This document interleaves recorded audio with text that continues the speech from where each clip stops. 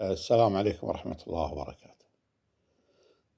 طبعًا اشترك عندي بالقناة وأنا أشترك عندك، عطني لايك وأعطيك لايك، هذه شركة مستفيدة مني ومنك، خلنا نستفيد من بعض، والربع اللي عندي مشتركين عندي أحثهم إنهم يشتركون عندي، فتصيد عندك المشاركات تجي عندك، ونفس الوقت اللايكات ويرتفع عندك نسبة المشاهدات، وتقدر تحط إعلانات وتحط تستفيد من هذا البرنامج، مع إني أنا ما أحط شيء. لكن لا تشترك عندي أشترك عندك، ما فيها شيء. اليوم بنتكلم عن طريقة شراء السيارات. واحد بيشتري سيارة يبي يفحص طريقة فحص السيارات. أنا كل ما أجي أسجل تجيني حساسية بعيوني. طيب الناس شكوا بعيونك أبو صالح، خير والله ما شفيت تحكني.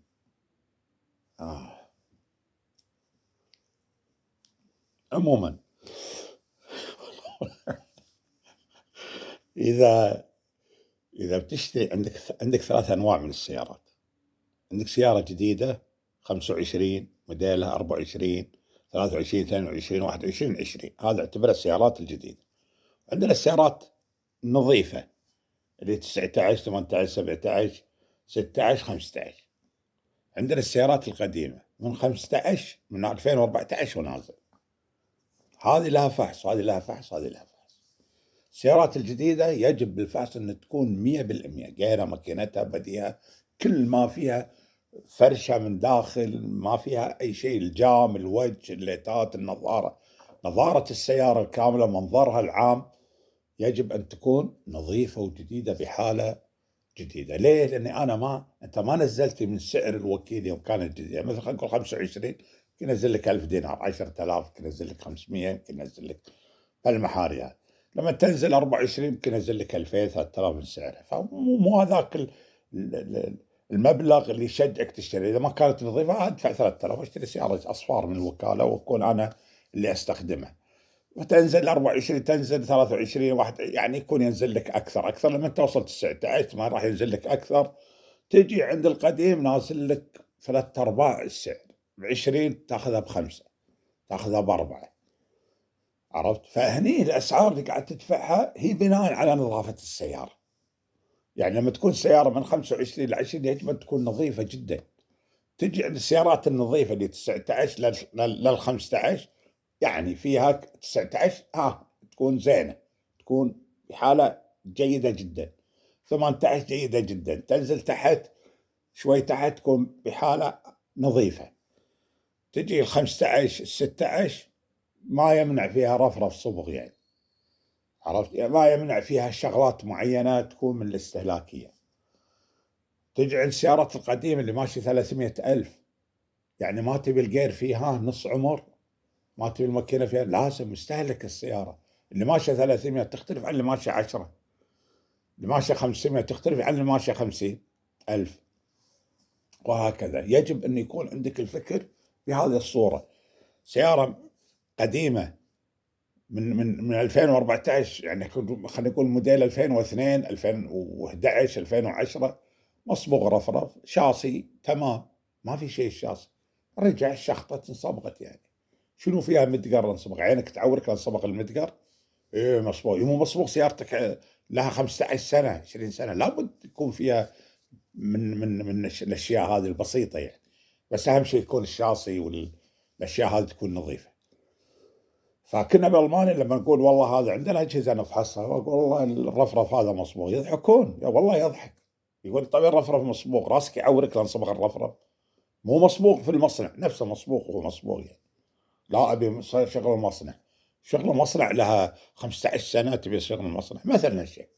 فيجب ان يكون تفكيرك بهذه الصوره. طيب نجي للسيارات القديمه، والله الجير شوي له يعني ضعيف الجير السياره، والله تكلم صاحبه قبل لا تشتري بالفحص، ولا حجي والله قال الجير شوي تعب، ايش رايك؟ جير كم تصليحه؟ والله 500 دينار. ايش رايك عليك 250 وانا ادفع 250 من عندي، 300 عليك 200 علي مثلا. وتفك الجير وتنظف وتغسل وتبدل ويجيك الجير 100%، ويعطيك عليه كفاله 3 شهور، تمشي عليه 200,000. احسن من الجير اللي ماشي 300,000 هذا اللي بالسياره بالتويوتا بالمرسي باي سياره يفرط عليك بالخط. فما يمنع يعني أنا عندي الجير خربان ولا يكون فيها شاصي. الشاصي شلون تعدله؟ سيارة مدعومة فيها صبغ رفرفين اللي هو مدقرين وغطا، والجير خربان، لا اخذ الجير خربان واخليه هذا. ليه؟ الجير يتصلح ويمشي بالفحص، اجي تبيع بكره ولا هذا. لكن الغطا شلون الغطا ما تقدر، غطا مصبوغ ايش بتسوي فيه؟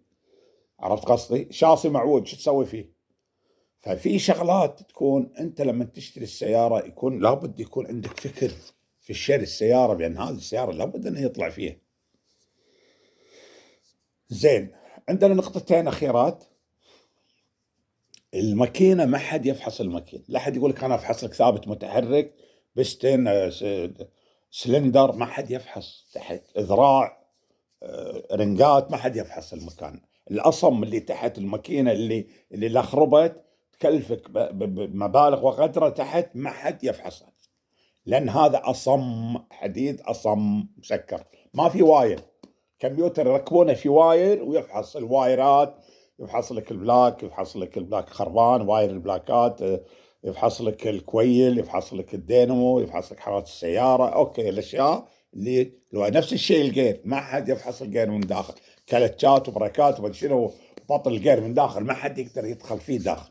قدامه ماكينة الجير ووراه عمود جاردن يفحص لك الكهرباء والدك داون والكمبيوتر الجير، لأنه كمبيوتر يفحص كمبيوتر. فهم؟ حط لك قاعدة. نجي عند النسب. السيارة أنا فنيين اللي بالشركات ناس يفهمون، عباقرة يعرفون، من يفتح الماكينة تشغلها يسمع يعرف، شوف الماكينة طريقتها، وايراتها أصلية، مكابس أصلية، الضفيرة بطريقتها الأصلية مالت الوكالة. ليه؟ لأنه فكت الماكينة ما حد يرد الضفاير ويرد الأشياء أصلية نفس المكان. فأنا أعرف طريقة فك الميكانيكيين وأعرف طريقته، مع أن الميكانيكي صح ومشتغل صح ما فيه كلام أصلا، لكن ما يقدر يرد الوايرات مثل ربطتها الأصلية.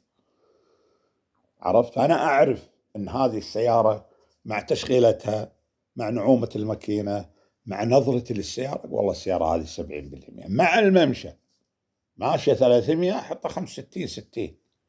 مع نظرتي أنا أجي السيارات اللي أفضل ماشية 100 أحطها 70 65 ل 70. تجي السيارة من 50 ماشية 40 أحطها 80 75 ل 80. مع التشغيل، مع سمعي للماكينة، مع خبرتي أعطيها النسبة هذه. عرفت؟ طبعا الفنيين الموجودين في الشركات ما في غبار عليهم، أنا ما أتكلم عن هذول ناس فنيين وعندهم خبرة وفاهمين في السيارات ويعرفونها. حتى الجير لما يخلص الفني الفاحص لازم يطلع بالسيارة يشوف الجير. إذا كان الكمبيوتر يعطيه الجير نسبة الجير ونظافته، ويعطيه الماكينة نسبتها ونظافتها، ليش يطلع فيها؟ عشان البكاكس، عشان التبادل، عشان صوت الماكينة، عشان قوة السحب كذا، فيها تفتفة، فيها تقطيعة. لكن أنا بالنسبة لي كخبرة اللي عندي أنصح في هذا وما ألزم عليه، لأن الشركات يكفون في هذا. بس أنا يعني كفكرة عندي أنا أفحص بالشركات البكاك، أفحص الشاصي والبدي أفحصه وين؟ في الشركات. الماكينة والجير أوديها لصاحب الاختصاص. عندي ياباني أوديها الجراج ياباني يشتغل بالتويوتا، خاصة بالتويوتا بالنيسان. يا حجي هذه 200 دينار، 200 ريال أو 20 دينار، وما لك مسؤولية، ما أبي منك ورقة ولا أبي كلام، بس شوف لي الماكينة زين السيارة، وهذه 20 دينار أعطيك إياها. يسمع يعرف. مرات تسمع فيه خشونة، يقول لك هذا نورمان عادي، السيارات هذه النوعية كلها فيها الصوت هذا. يطلع فيها يشوف جيرها تباديله. الخبرة اللي عندك اليوم يفك جير ويركب جير، يعرف مستوى الجير، يعرف الماكينة، يعرف شغلها، يرفعها، يسمع الصوت، يحط سماعات يتسمع، لأن هذا هو اختصاص. يعني العين دكتور عيون، أروح عيني تعورني أروح دكتور عيون. يابانية أروح الياباني. عظامي تعورني حلوة مثالي وصل، لأني شايف كل عظامي تعورني وعيون، هذا بحث الحساسية. والله من اليوم أحك عيني ما أدري إيش فيها. زين، لما يكون عندك في باطني تروح دكتور الباطن. أروح عندي ألمانيا أوديها سيارة ميكانيكي ألماني. فصاحب الاختصاص عندي أنا كشخص كالخبرة يعني، ولا أزكي على أحد ولا أتكلم عن أصحاب الشركات، بالعكس الناس الفاحصين هناك ناس كفو، عندهم خبرتهم، عندهم طريقتهم بالفحص. بس أنا هذا فكري أنا، إني أودي السيارة أخلص فحص شاصي وبدي في الشركات، وآخذ السيارة أوديها الاختصاص. الياباني أوديه ياباني، جراج ياباني، الألماني، الكوري، كل واحد على حسب اختصاصه، وأقول افحص لي هذه هالكثر وأنت معفي من المسؤولية، تقول له عشان يفحص لك ويطلع فيها. يعني ممكن الجير افحص لك الان، اقول لك الجير تمام وما شفت تبديلاته صحيح، بعد شهر يفرط عليك عادي، يقصر زيت، يصير فيه وسخ، سكر مجرى معين، يفرط عليك الجير. الماكينه نفس الشيء، الماكينه مجاريها من داخل، مجاريها من داخل اللي فتحات الماء، فتحات الزيت، لما تمشي السياره ل10 سنوات، هذه ترسبات داخل مثل شرايين الانسان، في ترسبات تصير، يصير الزيت ما يوصل بالكميات المطلوبه للمكان، يعني للثابت المتحرك تحت. مع السرعه والسرعات العاليه احتكاك تكسر الماكينه معك ممكن، عرفت؟ فدائما الفحص هذا يعطيك اطمئناني، بس مو يعطيك كفاله عليه يقول لك روح خلاص انا 5 سنين. لا، انا افحصك الغير الان، الماكينه الان، وممكن ابيعك سياره جديده نظيفه بعد يومين، اسبوع، 10 ايام تفرط عليك عادي. بس في هذاك الوقت اللي انا فحصته ما فيها شيء، انا انسان طبيعي ما فيني شيء، فجاه جلطه ودوني المستشفى، انا اروح طبيب يفحصني كامل يقول والله تمام، شغلك تمام، قلبك تمام، دمك زين، بعد اسبوع 10 ايام بالانعاش عادي. هذه امور تحصل في الانسان، تحصل في السيارات، تحصل. فيجب عليك بالتفكير بالسيارات الجديد النظيف القديم، يجب ان تفكر هالشكل. سياره طايح من سعرها 20,000 هي اصلها ب25، طايح لك 20,000 دينار، سياره طايح لك 3,000 دينار، 4,000، سياره طايح لك من سعرها الاساسي 10,000، 7,000. فال7,000 وال10,000 لازم انت تتقبل السياره بحالتها الموجوده. وصلت؟ السلام عليكم.